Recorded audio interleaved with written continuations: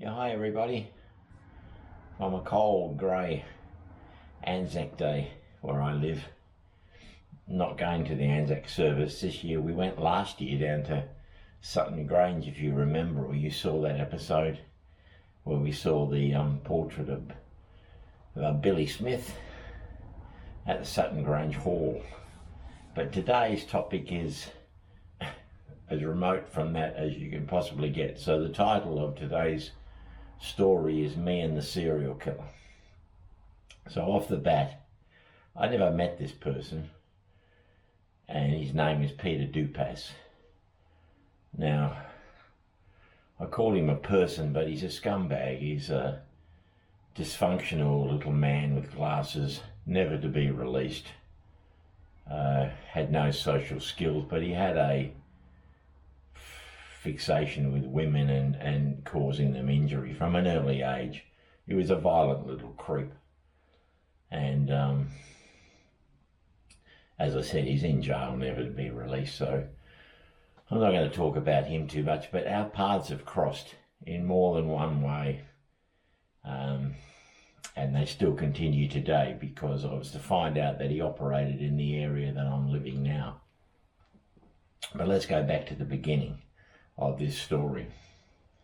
So I'm going to say in the late 1980s, my best friend Steve rang me one time, and he said, I've met these two girls. Steve probably deserves a episode of his own, and he will get one, I think.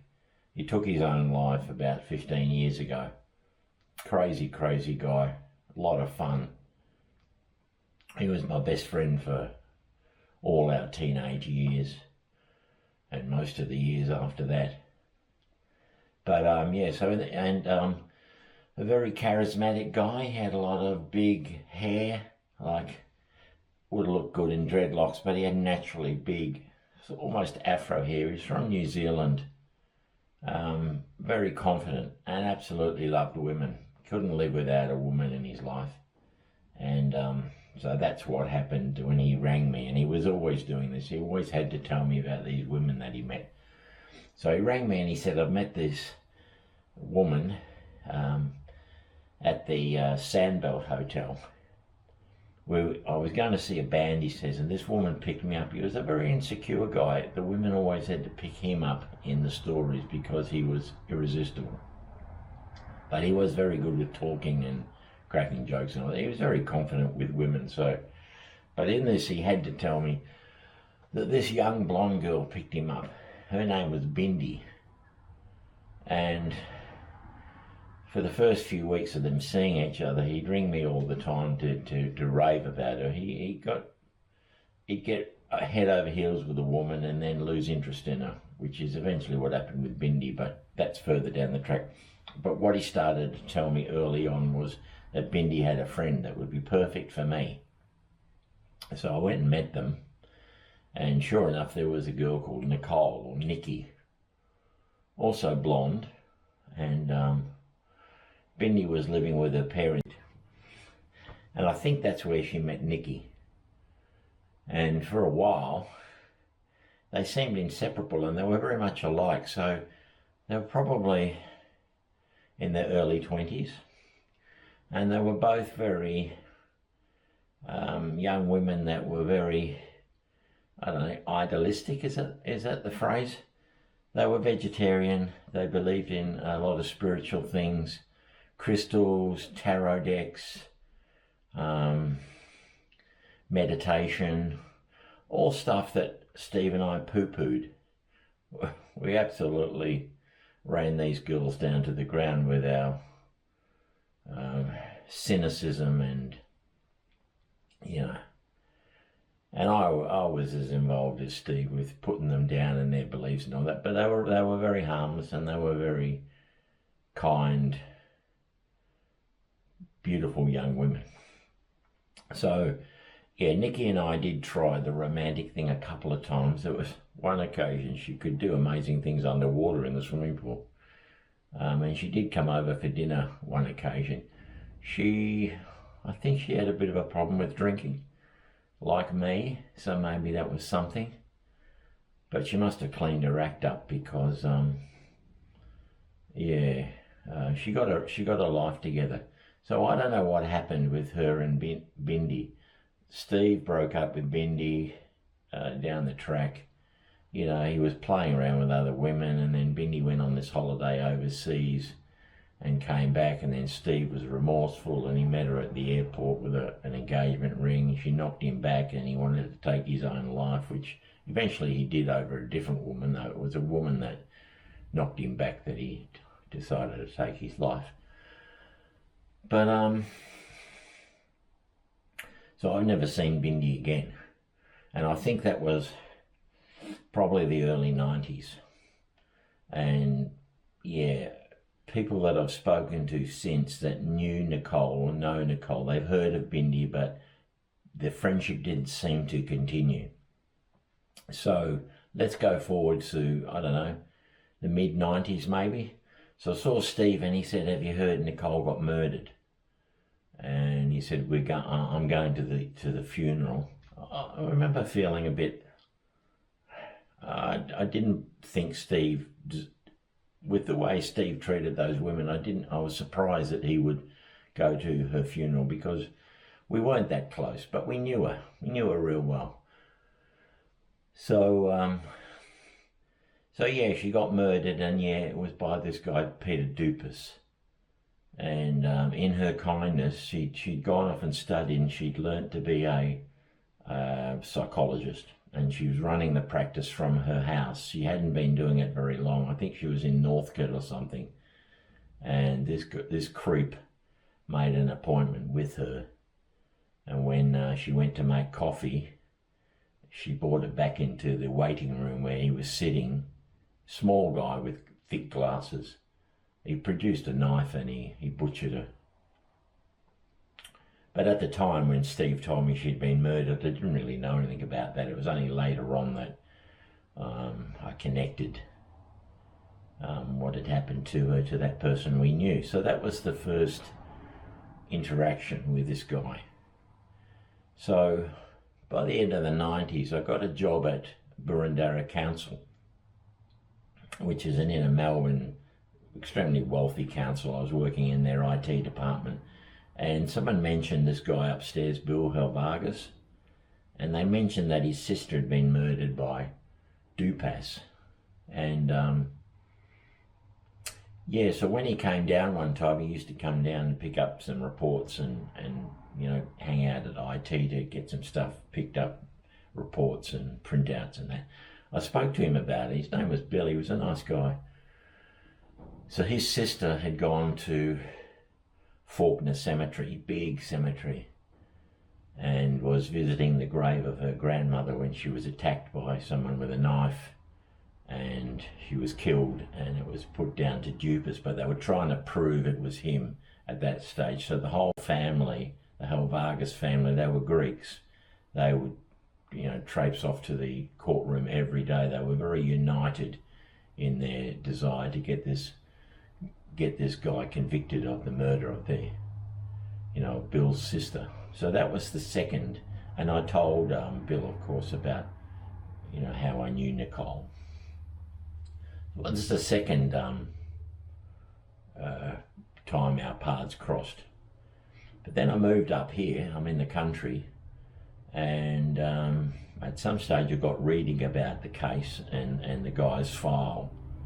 I am interested in true crime, and I found out that he operated around here. So before he'd been in and out of trouble with the law all his life, from early teen years. He was being put away and then coming out on parole. But he lived around here. It turns out that he lived in Wood End, which is it's sort of that way, and it's not that far from where I live, but it's about 30k away, I would say. He lived there. In one of his jail stints, he met this woman who was like a nurse, psychiatric nurse, that felt sorry for him. He met this psychiatric nurse that felt sorry for him. He convinced her that she could help him become a useful member of society again if she'd marry him. So she married him. She described him as being completely useless. He had no interest in sport, no interest in cars. It was just a sick little fuck. But yeah, he started getting himself into trouble round here. Now, we're going to go to some of those places today. So first of all, he approached a teenage girl with a horse in Kyneton, and the girl had enough thought to put the horse between her and him, and he ran off. He's a gutless little thing. I don't know exactly where in Kyneton that incident took place, but that was reported to the police. Now, I go to Kyneton a couple of times a week, shopping, and I do my meetings in Kyneton. So that's that one link. But the link we're going to see today is on one occasion, and I don't have the date, I could look it up, it doesn't really matter. It was before he got himself into the deep trouble with Nicole and the others that followed. He killed about 3 or 4 women that we know of. There are others that he's deeply suspected. One was an elderly woman in a nursing home. Someone came in and stabbed her to death. They think it was him, but they just don't have the proof.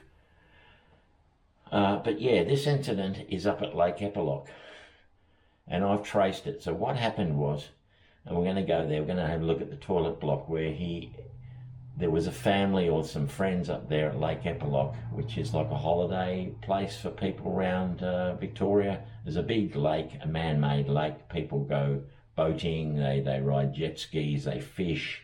You used to be able to camp there. There's motels, although a lot of the infrastructure has fallen out of use.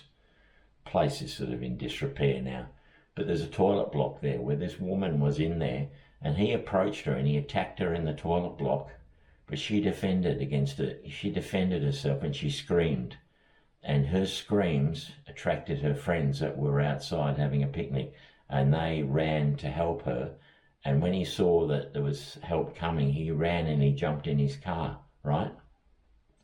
And they chased him. Now, they in the report, I think they said he drove something like 28 kilometres. He got to a roundabout, then he hit this dirt road and he lost control of the car, and these guys that were chasing him caught up with him and held him while they called the police. So it just so happened that that dirt road is at the end of the road that I live on. And I'm going to take you there and show you where I think that incident happened. So first we're going to go to Lake Epilogue. We'll have a look at the toilet block where the attack happened, and then we'll go and see where they apprehended him. You know, had they kept him in jail that time, the lives of Nikki and the others that followed would have been saved, I suppose, but that's the justice system for you. But as it is, he can't hurt anyone. So that's my link to this person, once removed, I suppose. But I found it of interest, so maybe you will. So I'll get my shoes on, get my jacket, and we'll head over to Lake Epilogue. All right, see you there. Right, so we're at Lake Epilogue. Oh, so I've turned too early. All right, cancel that. But we are at Lake Epilogue, but I've turned too early. It's a huge lake. At the moment, it's practically overflowing. They've had a lot of rain. We just filled the lake up. But the last time I came here, which was years ago, you could come swimming. They call it the beach. It was like a foreshore. Okay. And the water was like 500 meters away from the beach area. So never been back. It was pretty busy then too. But yeah, so I think it's here. There, now you can see a sign for public toilets, which would have caught his attention, I reckon. Now, you see where that phone box is? There used to be a store here, a general store. Just in there. You know, they sold things for campers and for boating people, you know, tackle and bait. But they used to have an outdoor cinema as well. But it burnt down a while back. It went broke first and then it mysteriously burnt down. Right?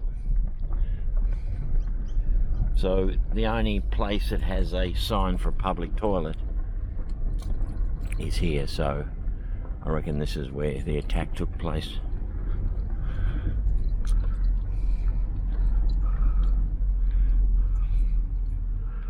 Plenty of water now, as I said.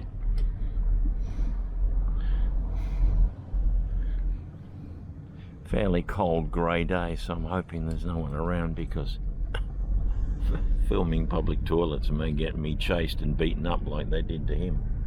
There's a couple of cars here, so we'll be discreet. So actually, oops, I don't really need to go in.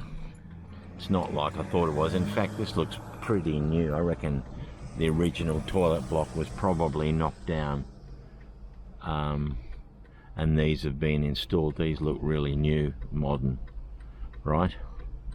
But this is Randall's Cove, so we'll go for a little walk around and we'll get an idea where the event might have taken place and what happened, right? She was a very brave woman, and he was gutless.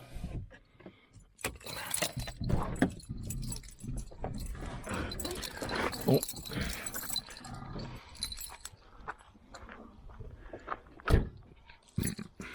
Yeah, okay.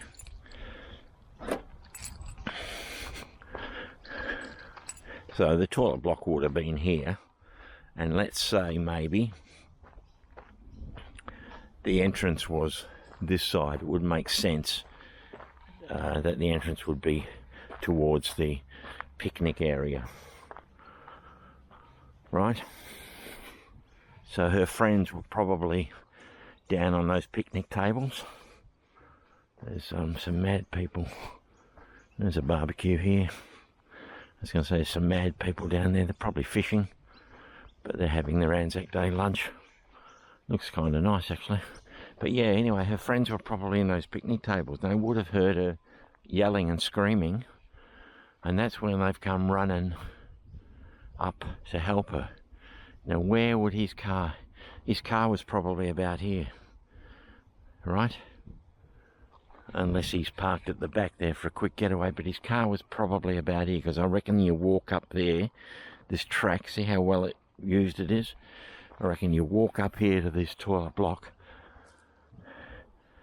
and he's run out of there, and he's probably jumped in his car, which I think was probably about here, and he's driven off, because actually, there's nowhere else to park. The parking stops there, right? He's gone round that curve, and that road leads you back to the main road, and he's heading back to his rat hole, because he lived in Wood End, as I said. So now we're going to go trace the path that he took before they caught him. But yeah, Lake Epilogue, not far from my place at all.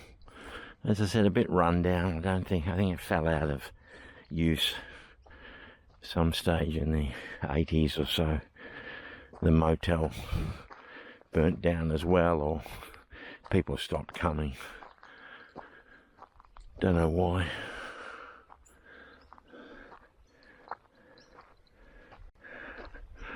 So the article I read, I think it gave a distance. I think it was something like 28 kilometres to this dirt road where he lost control of the car. And I put my speedometer or odometer on from here, and it wasn't quite 28 kilometres, was it? But it was pretty close. So I think I found it. So anyway, we're going to go there next. So a little time has passed, and I left the camping or the beach area of Lake Epilogue where those public toilets were, and I've measured it out from the case file, and I surmise that there is a road up here where he lost control of his car. Now, he must have been shitting himself. He was a gutless little wonder, as we've described, or as I've told you. He only ever attacked women. So there was a couple of guys in the car chasing him, so he must have been shitting himself all the way along this Epilogue Road, which is winding. There's a lot of trees and bush, there's kangaroos around here. He must have been driving as fast as he could. It was a little car and he couldn't outrun them. I don't know if they gave him a hiding, bashed him up a bit when they caught up with a prick. Maybe not. I don't think they realised at the time what he was capable of. And of interest is when the cops got here and they opened his car, they found the kit bag with duct tape and rope and knives and yeah, like a blindfold and all that. So they probably didn't realise how dangerous this guy was. So anyway, we're coming up to this roundabout, and my place is on the left. It's only a few kilometres from this road, and I use this road, this dirt road, at least once a week. So I don't know why he decided to leave the main road and come down here. It is a bit of a shortcut across to Wood End. Wood End is that direction, but it's still a long way from here. But you can see where the dirt comes in here, and the report says that his car spun out as it hit the dirt. He was going too fast enough to the roundabout, and they were able to apprehend him. So I surmise it's about here. This is Racecourse Road.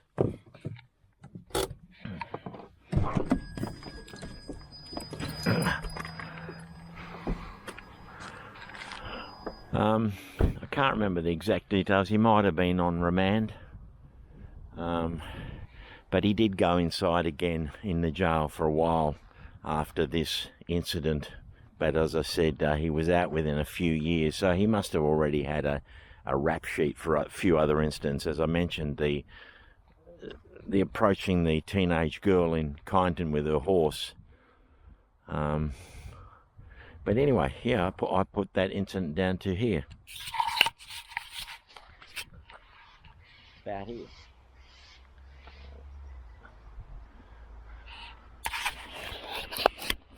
So that is my link to a rather unsavoury person. As I said at the beginning of this story, I never met him in person. I don't want to. I'm glad I never did. It's in memory of a beautiful young woman, Nikki. You know, she was an idealistic young woman, as I said.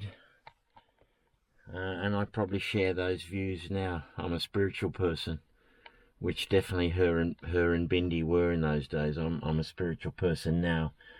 So my cynicism and hard-edged nonsense was all bullshit, you know. I remember at the time, so we must be talking actually the early 90s, because they were both excited about Nelson Mandela coming out of jail, and you know, me with my hard edge, I was sort of running down Nelson Mandela these days. I wouldn't do that, but anyway. So that's the story of yeah, me and a serial killer. All right, take care, bye bye. Stop recording.